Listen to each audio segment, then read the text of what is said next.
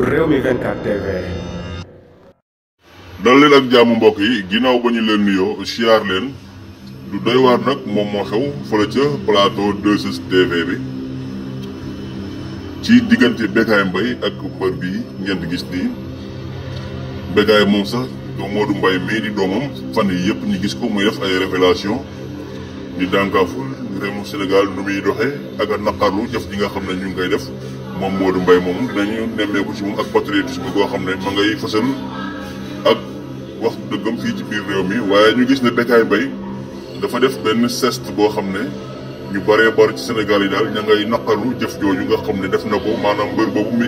ñu invité ci plateau ba pare mu humilier ko ci humilier bu doy waar boo xam ne ñu bëri ña ngay naqarlu di wax ne ñii nga xam ne ñoom ñooy reporteru lamb ak télé yi daal léegi ñoom lu neex jiitum réew mi rek neex na leen lu neex Sénégalais yi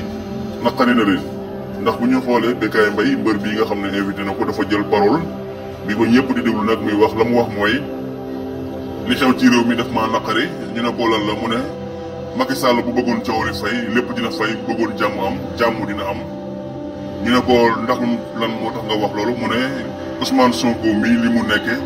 ak jëf ji commencé eggalewul sax Bécaye Mbaye daal di ne ko déedéet loolu luñ ci egg coupé leen micro bi ñu daal di mujjee coupé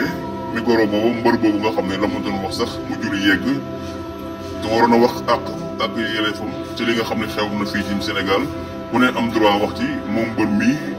da doon fësal naqaram gi nga xam ne mi ngi koy nemmeeku fii ci Sénégal doon sénégalais nag kon mi ngi kon daal Sénégal moom léegi wax fi dëgg moom dañu koy tere ci côté yu bëree bëri dem na ba ci télé yu bëri fii ci réew mi ñoom boo fa nekkee di wax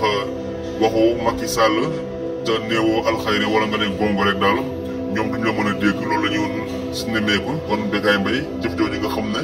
def na ko mbër boobu ngir doléance am bi nga xam ne moom la war na wax waaye bàyyiwu ko mu wax daal dinañ coupé micro bi ñu bëri ci Sénégal yi da ngay naqarlu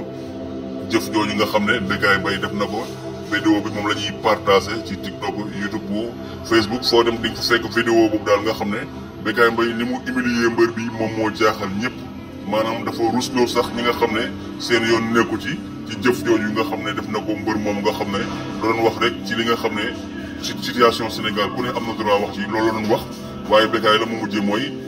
loolu mënoo ko fay wax coupé leen micro bi coupé ñu ne taral coupé micro bi la muy wax kenn déggatu ko kon loolu la ñu nemmeeku bi nga xamee ne daal kon Sénégalais yi ñoom amuñu droit léegi wax ci seen réew amuñu droit wax ci Sonko entre Macky Sall kon Bécaye Mbaye loolu la defoo mbër bii ngeen di gis jaa ngeen jëf mbokk yi